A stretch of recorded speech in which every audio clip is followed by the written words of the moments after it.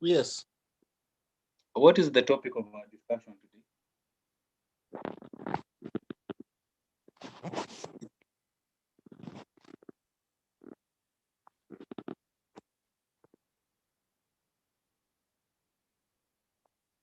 Yes, do you know the title of our sharing today? From relevance to impact.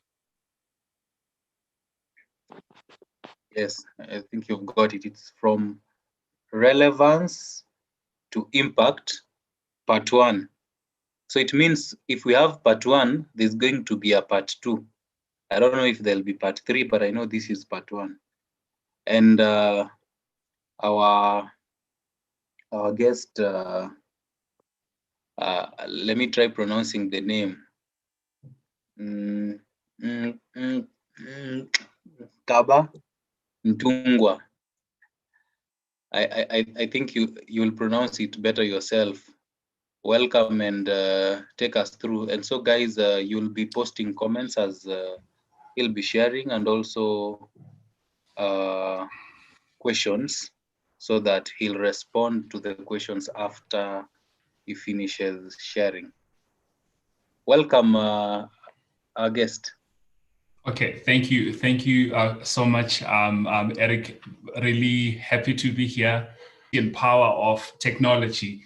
I know most of you perhaps are sitting in Kenya, so it's a great honor to be in Kenya, at least in spirit for today. But happy to be here. Yes, you are right, Eric. There is part 1, and definitely there is a part 2. So I was actually thinking about how I would structure the conversation, or at least today's presentation, and I thought it would be necessary for me to sort of split it into 2, so that we can look at the one function which just speaks around maybe the philosophy of relevance and thinking about it against impact. And then maybe in the next session, we can speak about what we need to be thinking about in practical terms.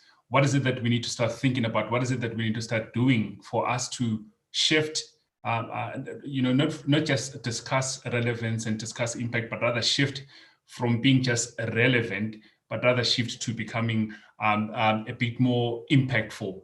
So that's just how the conversation is going to be structured for today. And, as a way of introduction, so my name is Nqaba Mntungwa.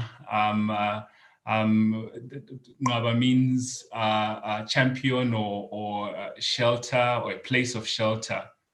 And by way of profession, I'm a learning and development consultant, or just a learning and development partner. I focus on, or at least specialize on, my specialty is in skills development for people in the working space, in the working industry. So, and I think the reason why it's important for me to share this with you is to say my interests and my work on a day-to-day basis is literally fixated at just looking for ways that people can be impactful in the business and also in society. So in my field of work, I engage, different stakeholders and business leaders and managers about what is it that they believe is going to have an impact in their businesses. And my duty is to go and find, from a training perspective, what learning intervention can we bring to try and support people in them being impactful more than just relevant.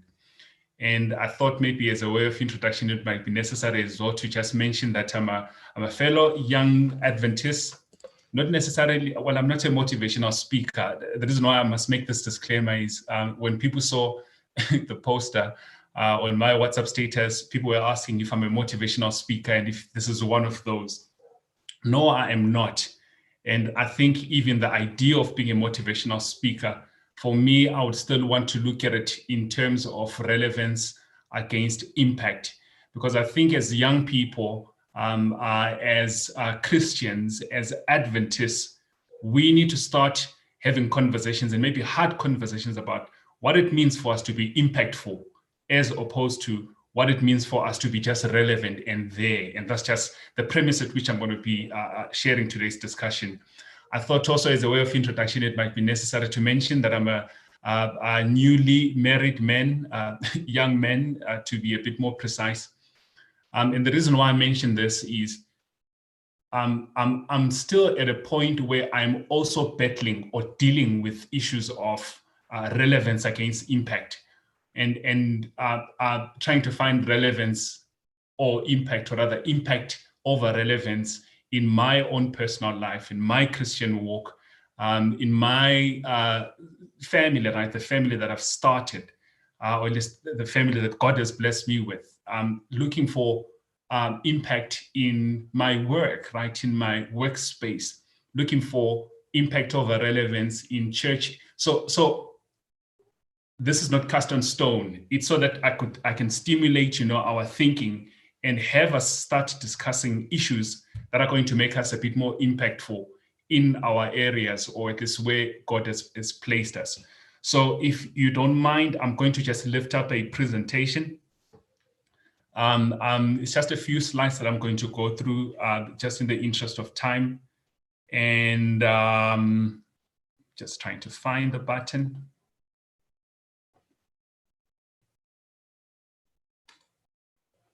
All right, so you will just let me know when my screen is up, when you can see the screen. So I'm just going to go through a couple of slides, right?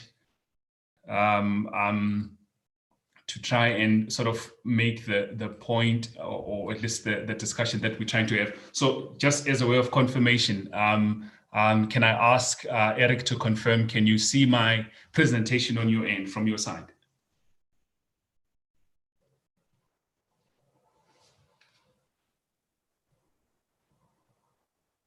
Eric, can you see? I think that's a yes.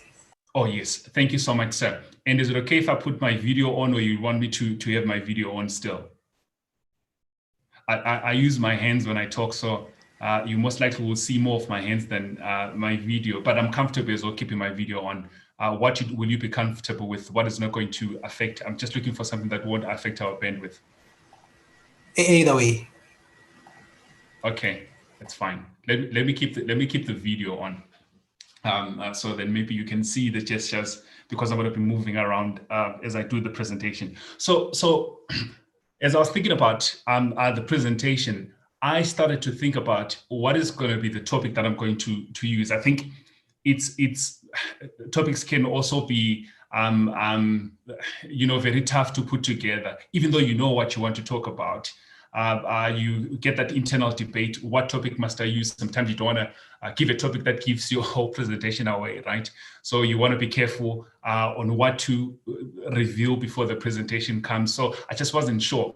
But also I kind of picked a couple of things which made me think even a bit further. So firstly, from relevance to impact, I thought, around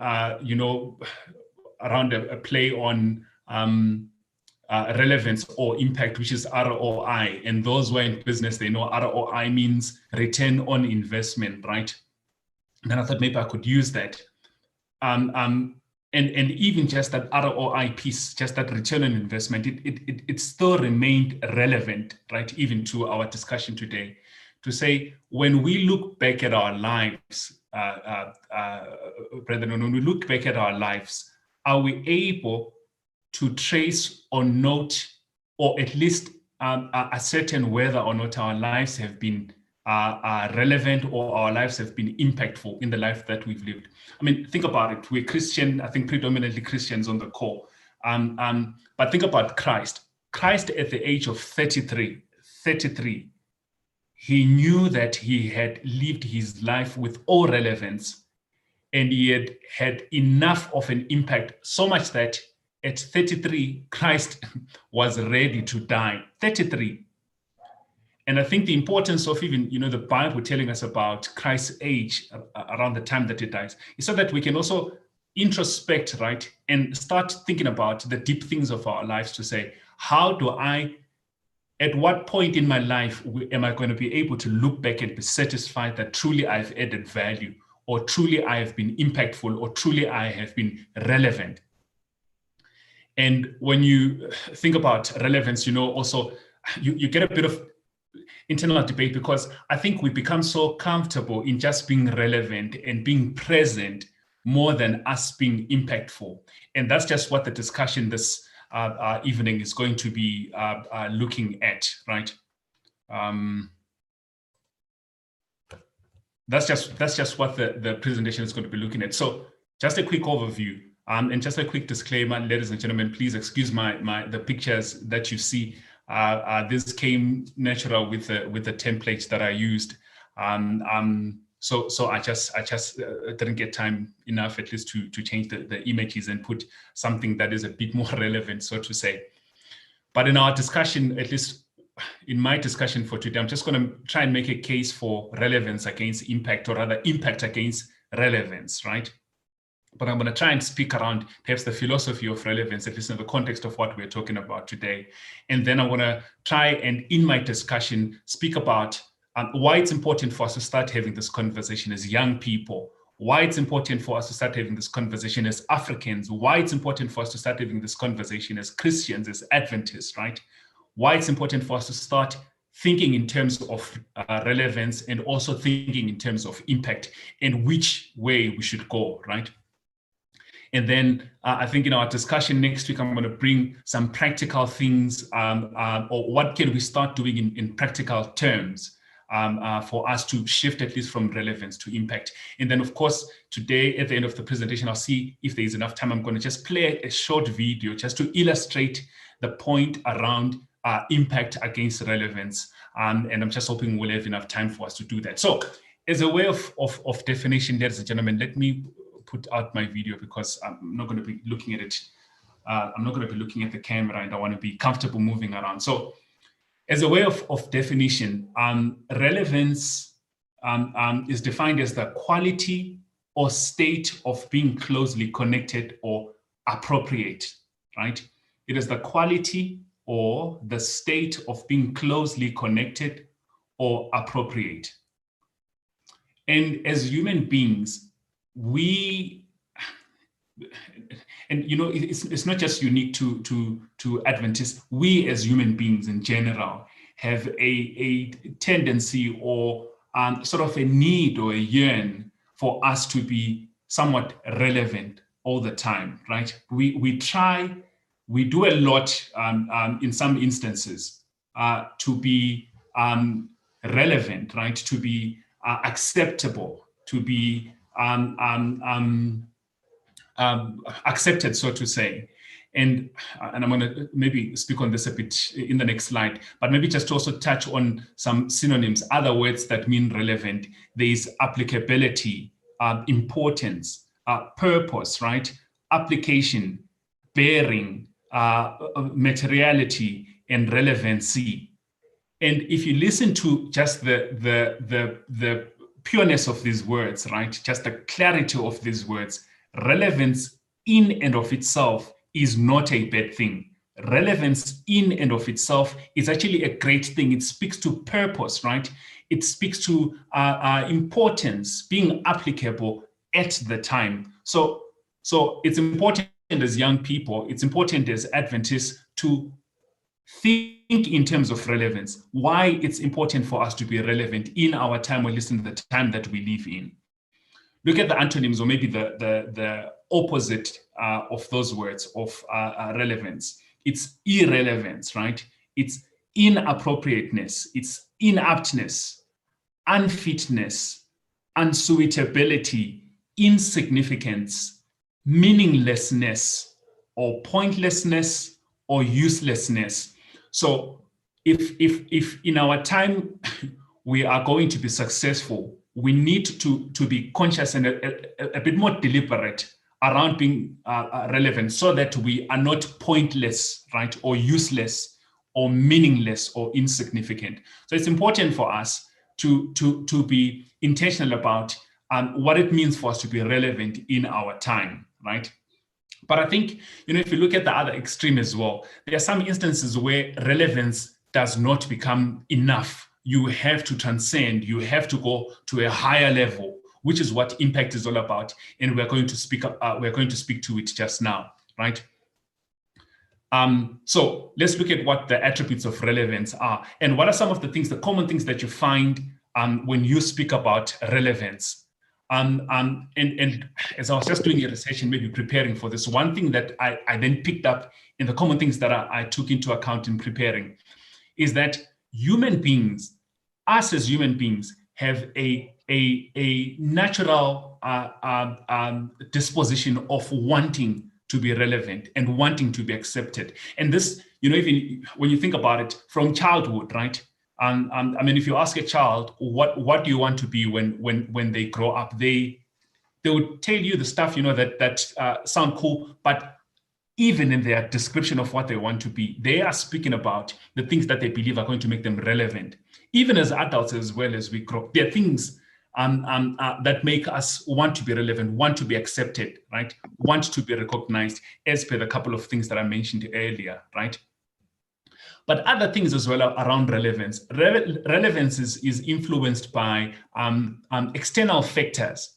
So what makes us want to be accepted, what makes us want to be relevant, is also influenced or impacted by the things that are external, things that are outside of our control, at least things that are outside of our circle.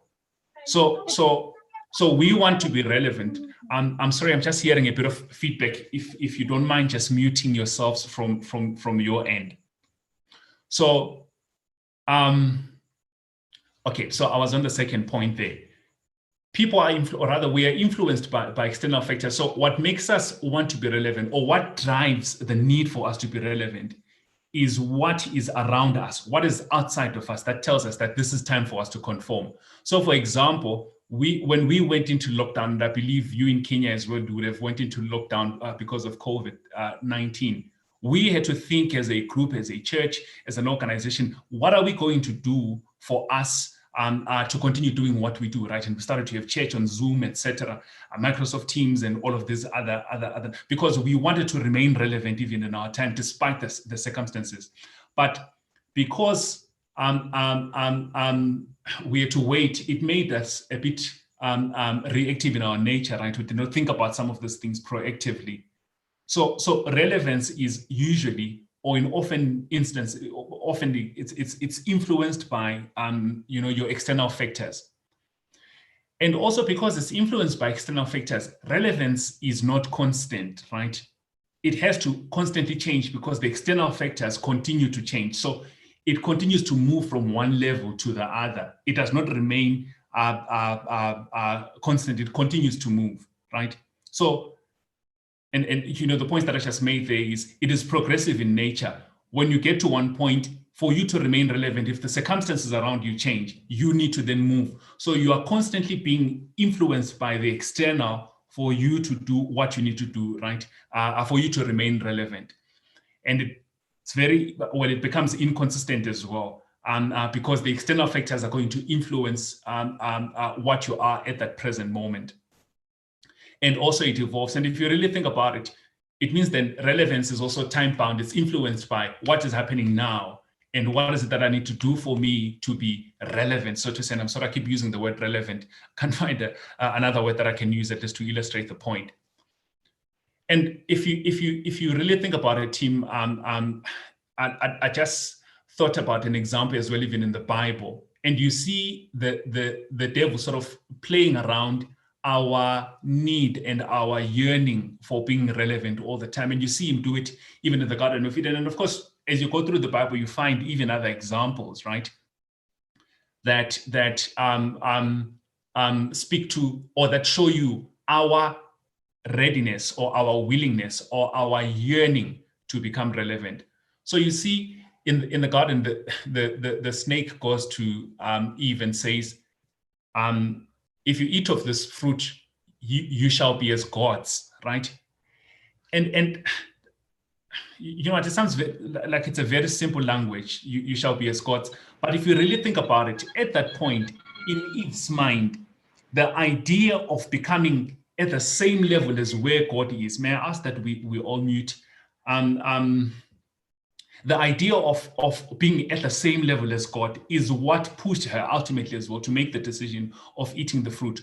So the devil keeps on playing on that yearning in us to become relevant, to become acceptable, and to become recognized in our different circles. And I mean, if you really want to think about it, I mean, think about what's happened even now. I mean, all of us all of a sudden have a YouTube channel because we want to continue being relevant, right? So we're excited about the idea of being recognized, of being acceptable, of being known, of being seen.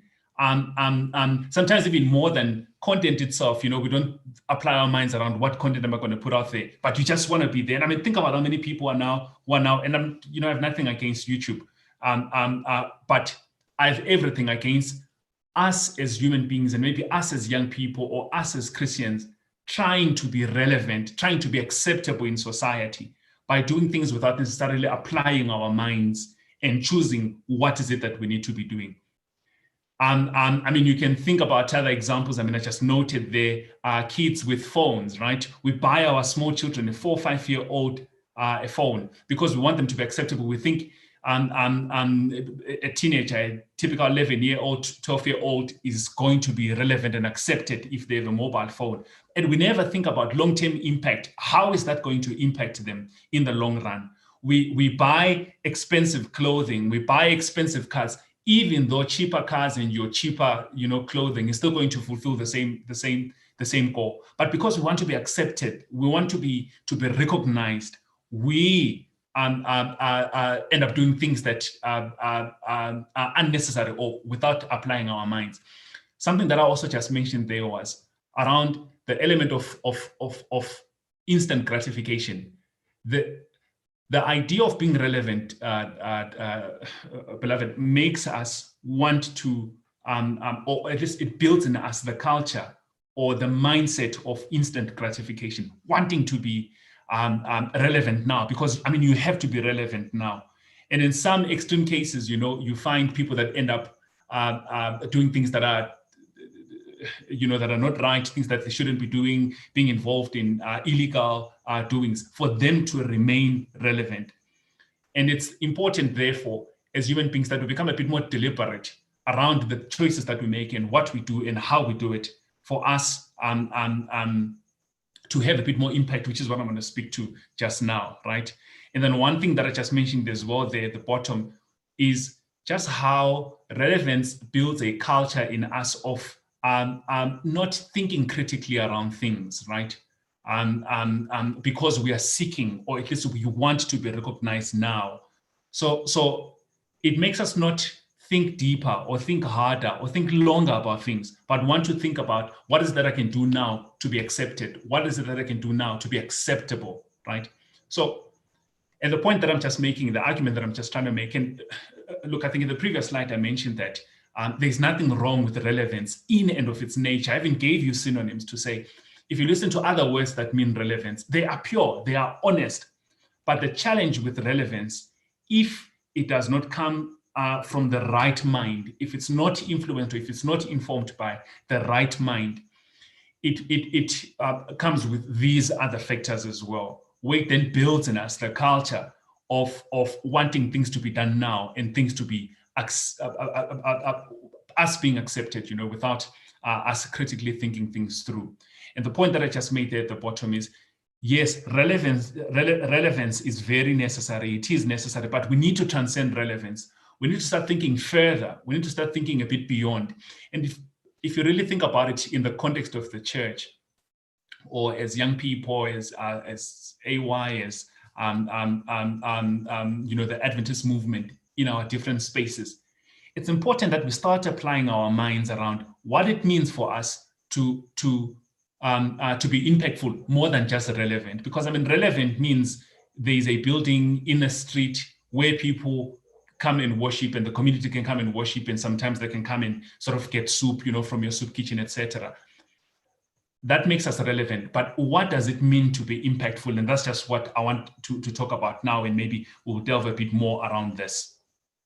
So if you look at impact definition, it says a marked effect or influence, a marked effect or influence, and I'll speak about it in the last slide for my presentation now, around the issue of it being marked, right? The second one, or the other definition that I got was have a strong effect on someone or on something. Have a strong effect on someone or something. And I think the keywords for me there is effect or influence, or strong effect on something or someone, right? Look at the synonyms. The synonyms are affect, impress, influence, move, reach, strike, sway, tell on, or touch. And the opposite of impact would be loss, stillness, praise, avoidance, and failure. And if you really think about a team, I think from just even the definition that I gave or the synonyms that I gave, it means, and if you really think about impact in and of itself, there is an element of deliberateness or an element of intentionality when it comes to impact. And if you really think about it, relevance is about the external factors and what is happening around me for me to be acceptable. But impact, in other terms, or in other words, impact is influenced by something that is coming from within, right? It's internal, going outside, more than outside influencing what happens internally. And a few attributes that I noted there around impact. So firstly, it is an element of deliberateness or intentionality of mind and the strength of heart. And why is it important? So if we as young people are going to start thinking not in terms of relevance, of being relevant in our societies or in our different spaces, and start thinking about being impactful rather, it's going to force us to become a bit more intentional around what we do, around the actions that we do or the activities that we do. And I think in saying so, it is important, therefore, in whatever we do, in how we live our lives, in our families, at work, at home, wherever, it is important for us to start from a place of deliberateness, being intentional, being aware of the things that you're doing and why you are doing them. Because the reality, ladies and gentlemen, is what we do has an impact on the people that are around us. And it's, in some instances, it then influences others to want to conform and they want to be like you during that time. But that's besides the point. It's important for us as young people to be intentional, to be deliberate in the things that we do. And when we start to think, like I said, in terms of being impact or impactfulness, it's going to drive us, or it's going to push us to be deliberate or to be a bit more intentional in how we do things. That's the first point. And the second point I made is impact is often driven by internal processes more than external factors. And I'm using the word internal processes deliberately there.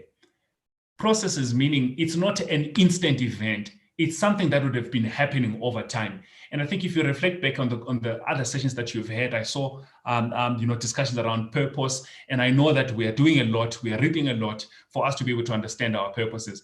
Our purpose, if we are connected to our purpose, if we are connected to the reason for existence, we become a bit more intentional in the things that we do, right? And those things, it's important for us to look at those activities, the things that we do on a daily basis in terms of impact, to say, what impact does it have to others and also to me as a person, right? So it is influenced by what is internal, your purpose, your being, your values. That is what influences impact, right? And it is also guided by long-term interest more than just immediate returns. So if you compare it with your relevance, where you are seeking to be relevant now or to be accepted now, impact, on the other hand, is focusing on the long term, is focusing on long-term returns. It's not immediate. It's not about getting things done or getting the results now. And the idea of it being patient, beloved, is it then forces you to then think things through. I mean, to apply your mind. What is it that I need to do? How do I approach this for me to have maximum impact, right? And if you really think about it, I mean, your Romans 12, 1, verses 1 and 2, do not conform, or be not conformed, but be transformed by the renewal of your mind, right? It's calling us out of the idea. It's calling us out of the culture, or the idea of being relevant, or just seeking to be relevant and accepted around ourselves. Non-conformity, not conforming to the things that are around us, and rather calling us to mindfulness, us being mindfulness at all times, for us to be able to have that impact that we're looking for. And, you know, relevance, like I said in the previous, slide, or a couple of slides, I mentioned how relevance almost comes natural to us. We constantly are seeking to be accepted. On the other hand, impactfulness is a bit more deliberate, and it does not come natural to us. It forces us to think hard. It forces us to be deliberate around things. And it forces us, in most instances, to put the other before I put myself. So instead of me wanting to be accepted, how do I make the person next to me or the people around me comfortable, or at least satisfied? So it puts the other person before you put yourself in. And I think maybe in the next slide or two, I'll be able to elaborate by giving some practical examples around some of the points that I'm mentioning now.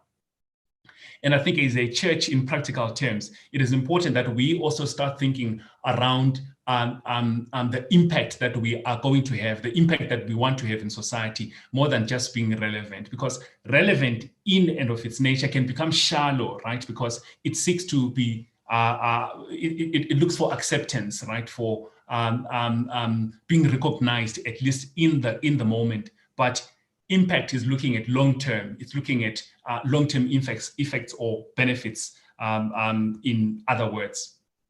So what are the elements of impact? When we speak impact in our different circles, what does it mean? What are the elements? What has to be there for us to be able to receive or get the benefits that we're looking for? And I think the first piece that I mentioned there is the importance of information, of data, in us being able to make our decisions and make our choices. And, information is very critical, my brothers and sisters. It's very important if we are going to have an impact as a society. I mean, and I'm going to speak about this maybe in our session next week. As I was preparing for this, I made a bit of research around Kenya and trying to understand the environment where you exist, so that I can find what are the practical examples, or what is it that we can start to do in practical terms for us to have an impact more than just being relevant in society. But information is very important. So it means the actions or the things that we do on a day-to-day should be influenced by information or the insights that we would have gotten from, it could be research or the data that we would be having at the time. And guys, I think me making this point as well, I've seen it even in the corporate environment, right? The importance of information in making decisions. So because we are looking for impact, because we want to be impactful in our day-to-day, it is important that we invest time and resources in getting information and being knowledgeable, right? So it's important for us to be people of study. It's important for us to research. It's important for us to know things. And I mean, from where we are sitting as young people, if we are going to have an impact in our society or in our community, it's important that we start understanding what really is the construct of our society, or the community where we are sitting. How many people are there? How many people in our area are working? How many people in our area? And the reason why I'm mentioning this, guys, is it's not just the duty of the government, etc., to create opportunities for work. It is also within our space as a church, as a community, for us to be able to solve solutions or have an impact in the lives of the people that are around us. I mean, if you read the Bible, you actually start picking even examples of how God wanted us as his children to be relevant, right? Or rather to be impactful in the people that are around us. I mean, a practical example as I'm just talking that's coming to mind is, I mean, if you read your Acts chapter 2, right? I think it's 44, where you read about when they had received the Holy Spirit and when Peter had preached. It says what they had, they shared, right? Meaning the early church in their time, they had a social obligation, or rather, let me start by saying they had to understand the construct of their society where they were. And it looks like in their time, even during that moment, you know, the importance of sharing things was still eminent, even at the time, right? And if you really start to think about it, it means in our time, if in our area, if in our country, or where we are, where we live, if there is issues around poverty, if there's issues around inequality, the gospel and what God does for us, or what God has done for us, should influence us to want to do things about those things. It wouldn't be normal for us as a church to be complacent around the things that are happening in society. We need to be impactful in addressing some of those things. But for us to be successful, it's important for us to gain information and to gain data, for us to be successful in that. And what does it mean to gain information? I mean, have we thought about, you know, even our church where we are sitting, to say how many people in our church are working? What skills do people in our church have? And what of those skills, how many of those skills, or which skills in our church can we start giving to the community around us for us to start creating employment, so to say, right? If at all employment is an issue in your area, and of course it is. Unemployment is an issue all over the world. I mean, looking at what COVID did. But information is very important if we are going to be successful, or if at all we are going to be impactful. It's important for us to start drawing information and data and insights around what is happening around us if we're going to be successful. The second thing is it has to be about people, right? And I'm not saying we are not people, but it has to come from us for other people. It has to be about people. So when we draw insights, when we start to find information, when we start to gather data for us to be able to have an impact, it has to be about people. How is it going to benefit people? I don't know how many of you know about, maybe in your time as well, you can just go and Google the 100 most influential or the 100 most impactful Africans or people in Kenya. Maybe you can look at the top 5 or the top 10 influential people in Kenya, or the people who have had a lot of impact. You'll notice that a lot of what they do, a lot of what they did was around the people and what they could do for the people and the environment, I think, if you really think far and hard about it. And 2017, I think, yes, it was in 2017, Jack Ma, who's the leader of Alibaba, or the CEO of Alibaba, made an example about what we need to do for us to even start building, or, you know, start developing businesses and starting encouraging the culture of entrepreneurship. And it says it starts when we start to understand the environment where we are, and understanding what are people's pressure points, and then being able to give value to those people, and then, well, in his terms, returns start following the value. But I think value to people is very important, ladies and gentlemen. And I think if we're going to be successful in being impactful, it's important for us to consider, put the people first in what we are planning and what we're putting together. And then, of course, the last piece around the elements, or what we need to be able to see, or what we need to be able to achieve, was around just the fact that impact has ripple effects, right? The people that we start to impact, they themselves, they start to impact other people. So it's important that in our thinking, in our planning, in our strategizing around what we're going to do, it's important for us to start thinking about whether or not what we're doing is going to create sort of disciples, so to say. I mean, if you look at the life of Christ and how Christ did things, Christ knew that in dealing with the disciples, the people that were around him for that time, he understood that the impact that he's having on them is that they themselves are going to go and create more disciples after them. So it's important in our approach, in our thinking, in the things that we're doing, in our action, in our planning, that we need to consider whether or not what we're doing is going to create disciples, is going to influence others as well to do what is right. So these are just the quick elements that I thought I could share. Firstly, the importance of information and getting data. What we do has to be driven by information, by data, by insights.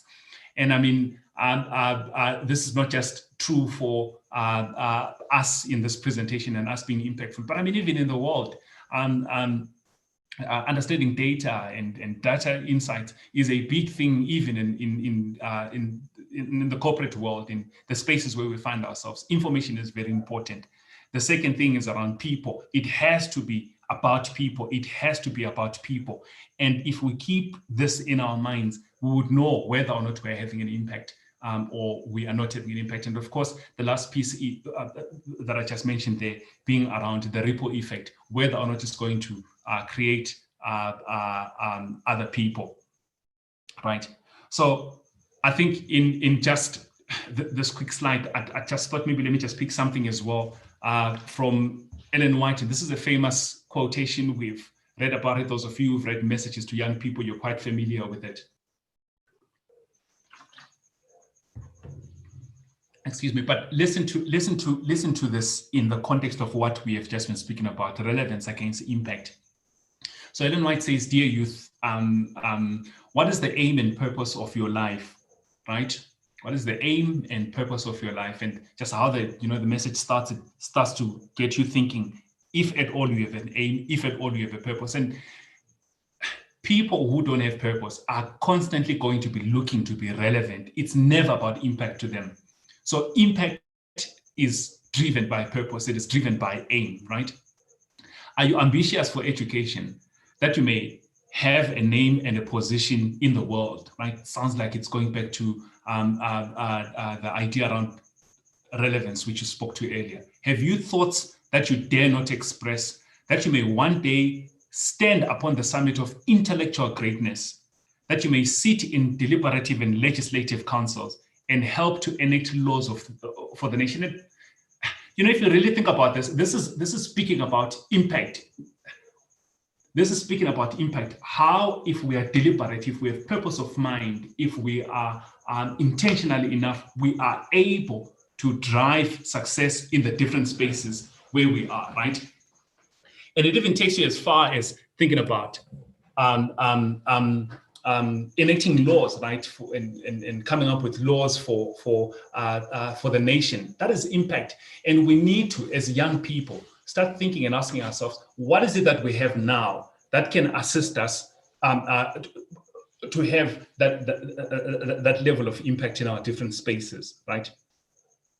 It continues to say, okay, and help enact laws for the nation. There is nothing wrong in these aspirations. You may, every one of you, make your own mark. You may have an impact where you are. You should be content with no mean attainments. Aim high and spare no pains to reach that standard. So it's important, ladies and gentlemen, in the different spaces where we find ourselves, to become a bit more relevant. And when you start to think about relevance, it says then it's not enough for us to just come on a Sabbath and just gather and sing, and go back home. It is not enough.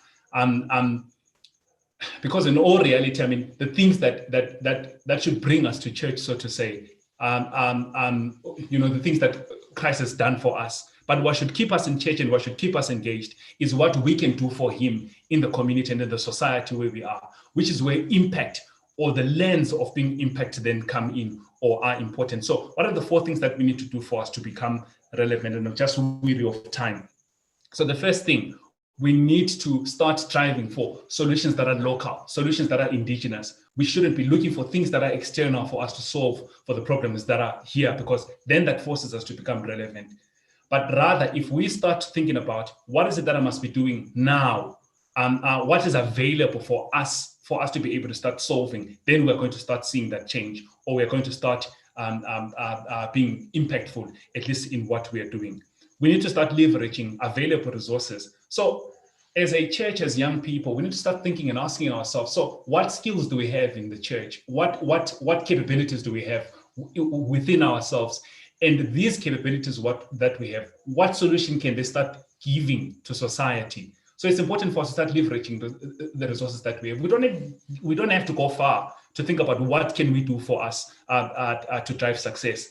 We need to take advantage of the fact that we have a combination of skills. Team, if you really think about it, I mean, you'll find that even in corporate, right, what makes an organization, it is just the coming together of different skills or different people with different backgrounds and different capabilities, people coming together and putting what they have in order to solve for the gap that they've identified in the market. So even in our space, even as young people, even as a church, even as AY, we need to start asking ourselves and start thinking amongst ourselves, what are resources, what are the skills that are available, and how can we start leveraging off the skills for us to start solving for what is happening around us? I mean, if you really think about it on this point as well, we need to get to a point where even as young people, well, I read about Kenya and its unemployment rate, and maybe I can speak more about South Africa. South Africa is sitting at close to 30% or even more, I guess, now that we've gone into lockdown and all, over 30% of unemployment. And for me, the burden that I'm starting to carry is to ask myself, so how are we as young people going to be impactful in the church amongst fellow young people, so to say, especially when it comes to the issues of unemployment? Are we going to be satisfied with having young people amongst our circles who are not employed? And how impactful am I in just sharing, the message every Sabbath and preaching, etc., etc., if there's young people who are battling with the real life problems around me? So what is it that I must start doing for me to be able? And that is when leveraging available resources comes in to say, so we need to start thinking, what do we have now that we can use to start addressing the day-to-day challenges that we are facing amongst ourselves firstly, but also even with the people that are around us. It's not enough to be relevant. We cannot just settle for being relevant and being accepted and being acceptable in our spaces. We need to start thinking about other people, use the resources that we have, come up with solutions locally for us to be able to solve for the gaps that we are finding. Then the third piece was around simplicity. To say we don't even have to come up with complex things. A very simple model is enough, and it can assist us in being impactful as long as it is addressing the gaps and the problems that we are finding in our different circles or in our society. Simplicity is very important, right? And then, of course, the last piece, I'm just weary of time, the last piece being around measuring impact. The problem about relevance, team, or at least the challenge that we have, at least in the context of what I'm speaking about today, is it's difficult to measure relevance because it constantly changes. It is influenced by the external factors. But in terms of impact you can measure, right? And I've given you some of the elements of how you can measure impact. And one of them is to see whether or not you are making others sort of disciples, right? Or are you making others impactful as well in their different spaces? So it's important for us to be able to measure, give feedback, be critical, and think whether or not we are adding value to the different places where we are. We are adding value in the spaces where we are, right?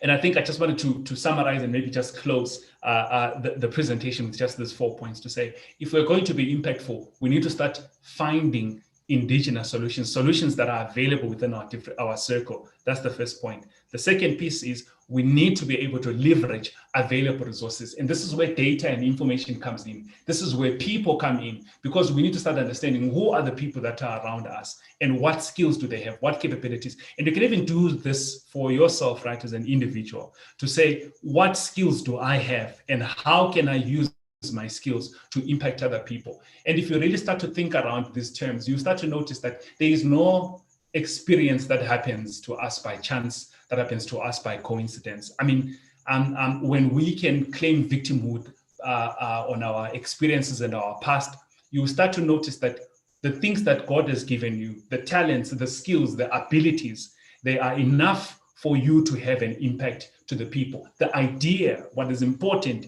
is just being mindful, is just being intentional and being deliberate about it for you to see that success, right? Simplicity, you don't have to overcomplicate things. You can use the simplest of models for you to be able to have that impact in the space where you find yourself. And then, of course, the last piece being measuring impact. And this then says it's important that when you're planning or you're thinking about being impactful, I mean, make your plans even smart plans, right? They need to be specific. What is it exactly that you're going to do? It has to be measurable. You're going to be able to measure it and see whether or not it has been successful. It has to be attainable. It has to be realistic. And it also has to be time bound, right? And then in just closing, I think I just want to play a quick video for you. I'm not familiar with Zoom, so I will just try, but maybe while I just try and work around this, let me ask or maybe give opportunity for also just questions and comments or thoughts from you while I try to lift up my presentation. I'll stop sharing and then try to lift up my presentation again. But maybe at this point, can entertain questions or comments from you, beloved.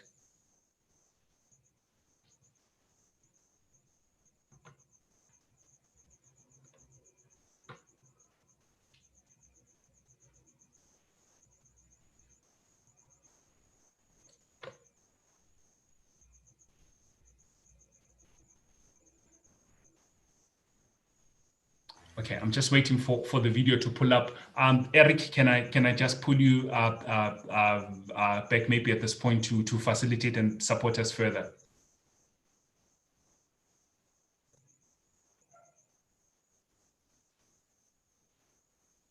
Eric or Tony? Yeah, allow me to step in. I realize Eric is on mute. Yeah, so thank you very much for the input. I've caught a number of things around being mindful, being able to measure impact, and the measurement of the impact especially is around checking whether you're having your impact is causing other people to go out and be impactful also. I've caught the aspect of being indigenous in our solutions, using the local resources, and many, many more. I see a hand from Panache. Panache, do you want to come in?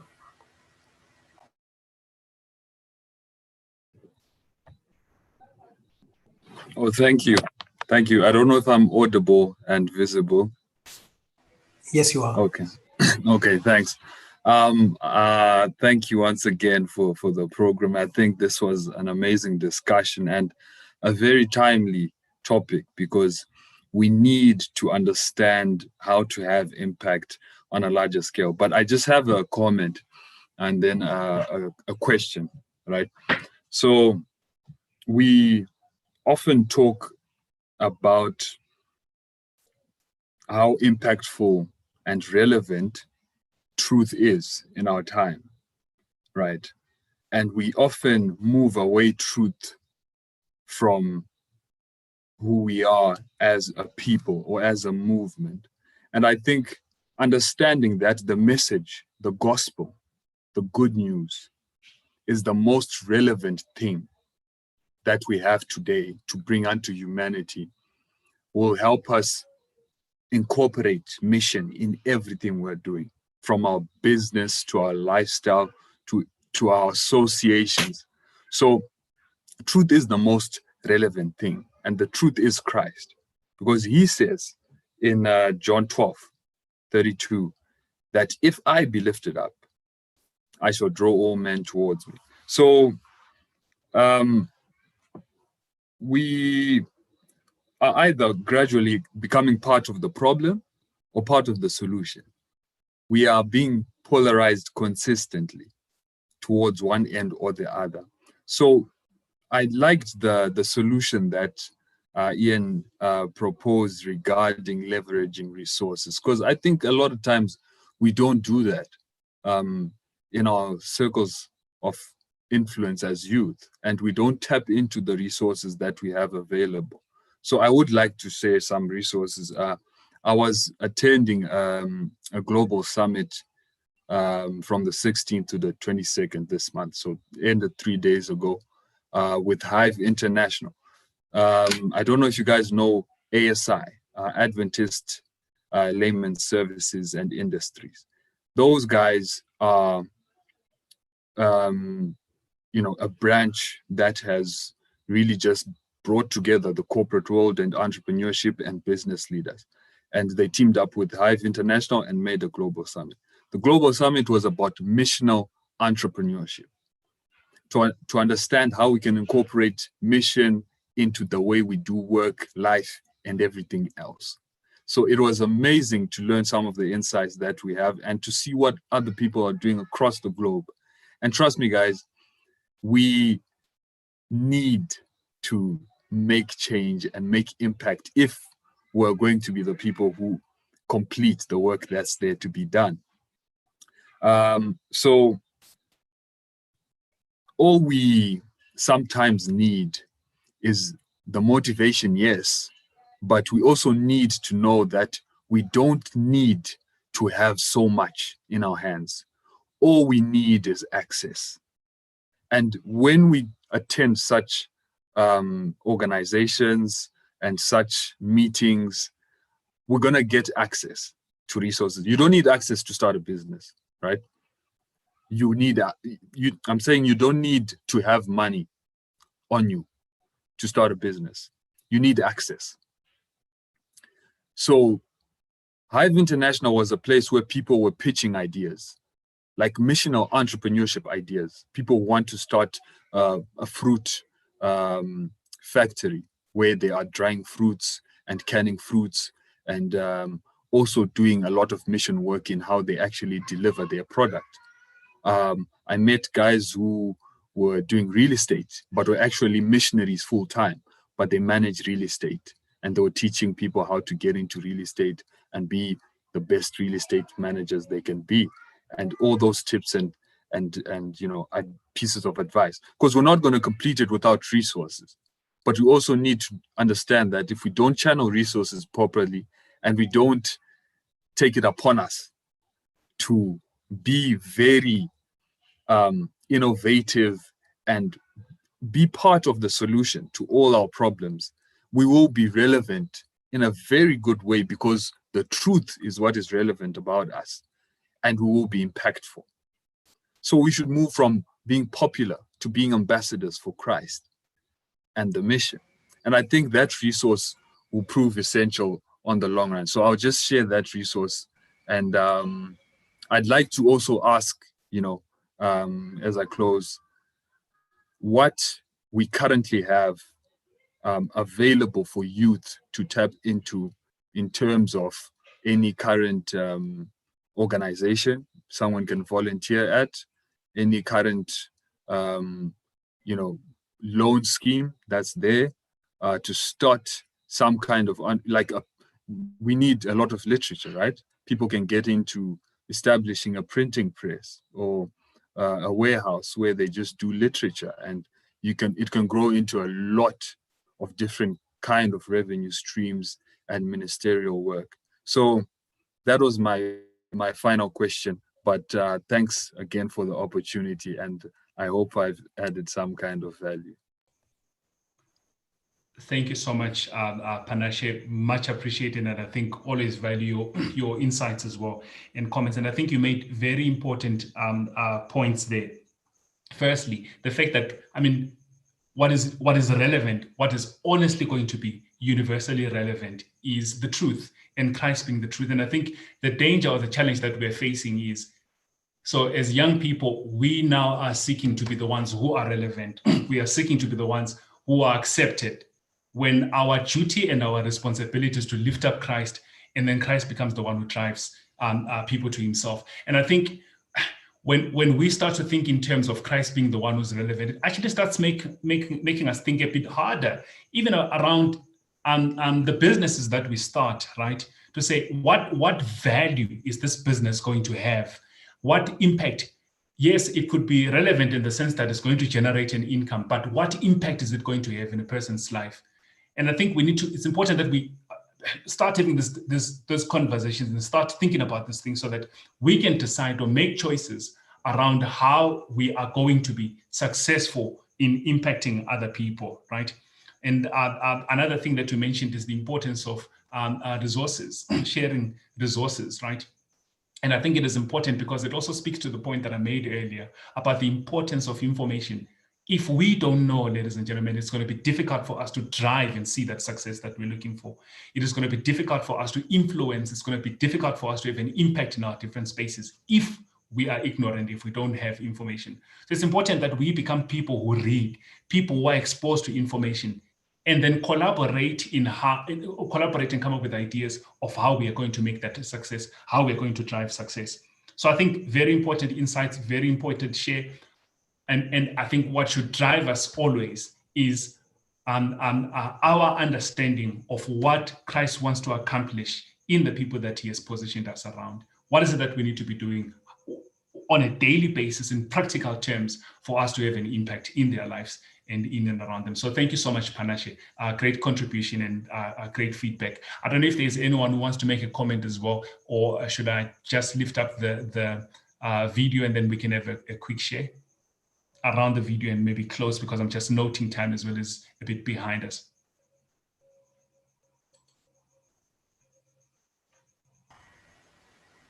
I don't see another one. Maybe we could just proceed with the video. Okay, it's all right. So this is a very simplistic video, but I think it also, speaks to some of the points that I made earlier. It's available on YouTube. Just waiting for it to load again. I don't know what's happening with my page, but nonetheless, I just want us to watch it and think about the impact that impact has, so to say, right? The power of, or the ripple effect that comes with us being impactful in the different spaces where we are. Going to, okay, skip ad. All right.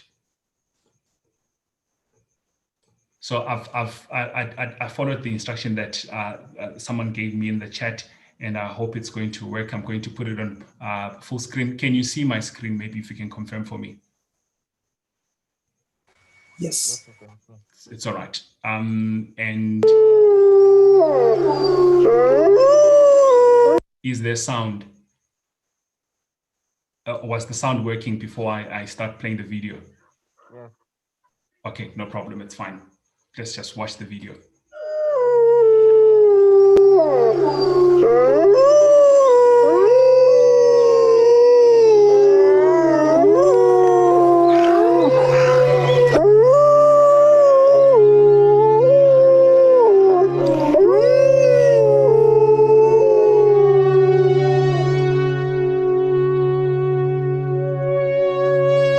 One of the most exciting scientific findings of the past half century has been the discovery of widespread trophic cascades. A trophic cascade is an ecological process which starts at the top of the food chain and tumbles all the way down to the bottom.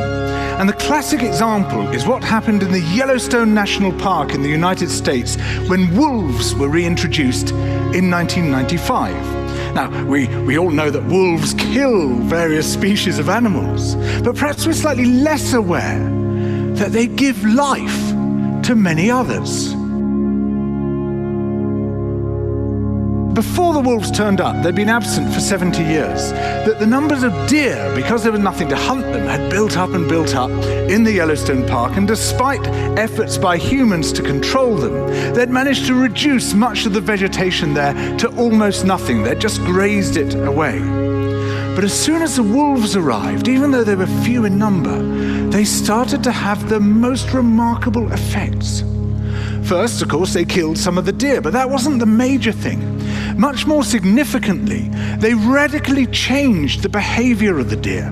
The deer started avoiding certain parts of the park, the places where they could be trapped most easily, particularly the valleys and the gorges. And immediately, those places started to regenerate. In some areas, the height of the trees quintupled in just 6 years. Bare valley sides quickly became forests of aspen and willow and cottonwood. And as soon as that happened, the birds started moving in. The number of songbirds, of migratory birds, started to increase greatly.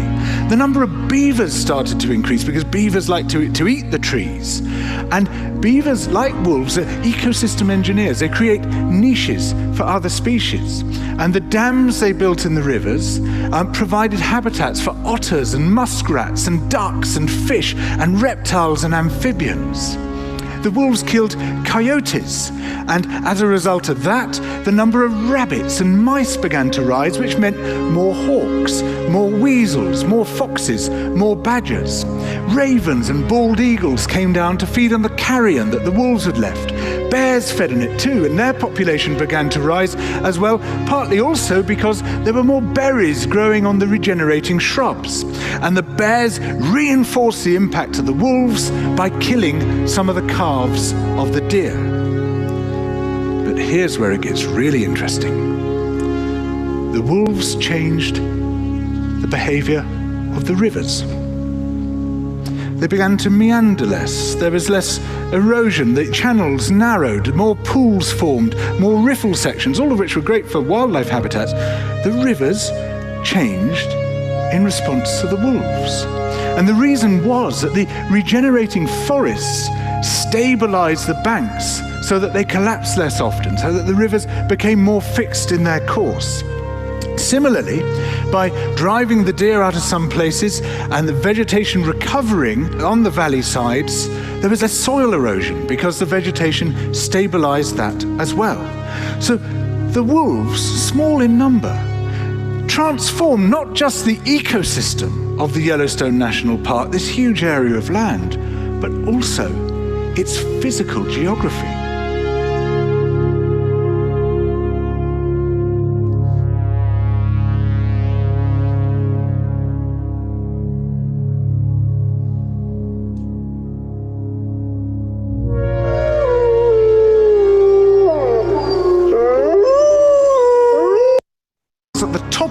All right, so thank you very much. The video just continues to play the sound of the wolves, but I think I just wanted to say, impact, ladies and gentlemen, is written within the fabric of our beings, right? It just comes. It's there. God has given it to us, but I think, because of what sin did and just our inability to be natural around this, it is influenced. We now need to think a bit hard about what impact are we going to have and how effective we're going to be. But I think you can see even from the video, the long-term effects of just one small act and the possibility that it can bring when that action is done or when that small thing is done. So it's important as well when we start to think about what is it that we're going to do for us to become impactful in the different spaces. It's important for us to start acting. And that little action that we do definitely has some ripple effects, as you are seeing even in the video. And I think God has given us lots of examples, and even in nature, like you saw in the video, of the things that we can learn around the things that are around us, how just shifting one small thing and how being intentional around some small things, we can literally change the environment or how things ultimately turn out. So I just want to challenge you and encourage you to say, I think let's for a moment step back and try to think things in the in the lenses of impact, right? Of what's the impact that we're going to have and whether or not it's going to be sustainable. So I will just close it here and give it back to either Tony or Eric to take it further. If there is any questions or any comments, then I'll be able to respond. I see a question on YouTube. Nqaba is asking, are there any Christian entrepreneurship organizations I can join and volunteer at 18?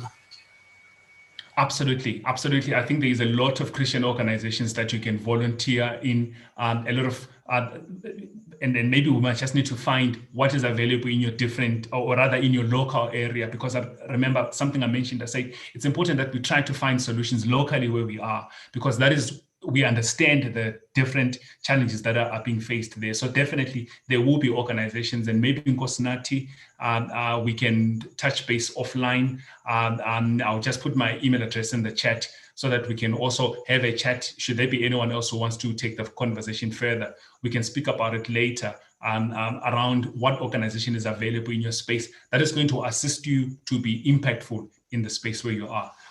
Thank you so much, Nati.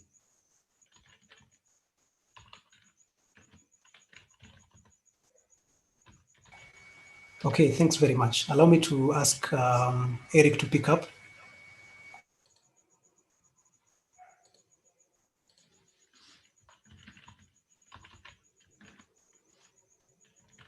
Yeah, thank you so much. I think I'm trying to check if there's any other comment. I'm not seeing any other comment from the chat section. Perhaps maybe I'll allow maybe to say a word and then back to our guest today to close it up for us, and as we wait for part 2 of this segment. Timo?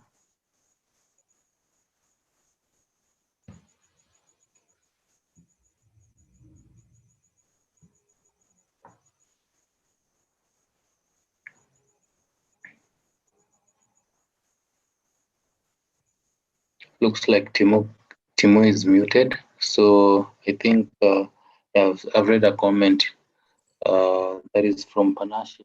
Here is a story I'd also like to share about the man where he was and got him further. So I'm encouraging us to click into that link and get that story. So I think we appreciate our speaker today for the insight, and we need to have an impact, and we need to put our brains when we make decisions and look at the long-term effect. So I think you will just offer closing prayer and call it a day. So our speaker, your name is hard to pronounce, so you'll give us a closing prayer. No problem. It's all right. Let's close our eyes for prayer.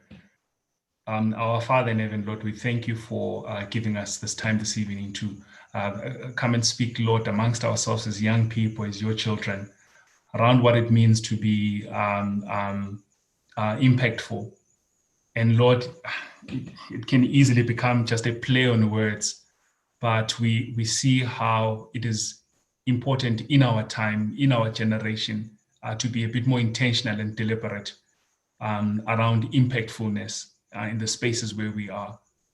We are grateful, Lord, for the lessons that we picked up and even the comments that came from the floor, just how Christ is the truth and Christ is the only truth that is relevant in our time. And our desire and our prayer is that you may then give us the mind of Christ, so that in our day-to-day, in our dealings, we can become impactful out of our intention, and even in instances where we are not intentional. But because of his love and his light that is within us, we then start driving that impact to the people that you have placed us around. Be with us as we rest, but we ask that the Holy Spirit may continue to speak to us and continue to challenge us, that this interaction that we just had today, Lord, may have a lasting effect in our lives, that even in the day that is coming, we may continue to think and deliberate about what it means in practical terms for us to be impactful to the people that are around us. Thank you for allowing us to have the session, and we pray that you may bless everyone who has listened, who was in the Zoom meeting, watching on Facebook or on YouTube, that you may also just grant them a blessing. And this is our humble prayer in the name of our Lord and Savior, Jesus Christ. Amen. Amen, amen, amen. Thank you so much. And before we leave, I'd like guys to say hi and maybe tell us what was their take home. I'll start with Sakev. Sakev, maybe you can tell us what was your take home, even as you say hi to us. Okay, Eric, thanks for the opportunity. Hi. Hi. I think, yes, I think the most important thing I have learned tonight is that in whatever we do, we ought to be intentional. You just don't get yourself to doing something for the sake of doing it, but you should have all the intention of doing that. And as much, we also have to bear in mind that whatever we have put our hands, put our minds to do, it will at the end of the day affect people either positively or negatively. So you have to really weigh in on how what you're going to do is going to affect people. Is it positively or negatively? But in this context, we should always endeavor to affect people positively with whatever we are up to. So thank you so much, my guy from SA. Your name is a little bit challenging to us to pronounce, but I personally look forward to the part 2 of this next week. So thank you so much. May God bless you. Yeah, thank you, Sir Kev. Perhaps I'll ask Masterpiece Naomi, what is your take home?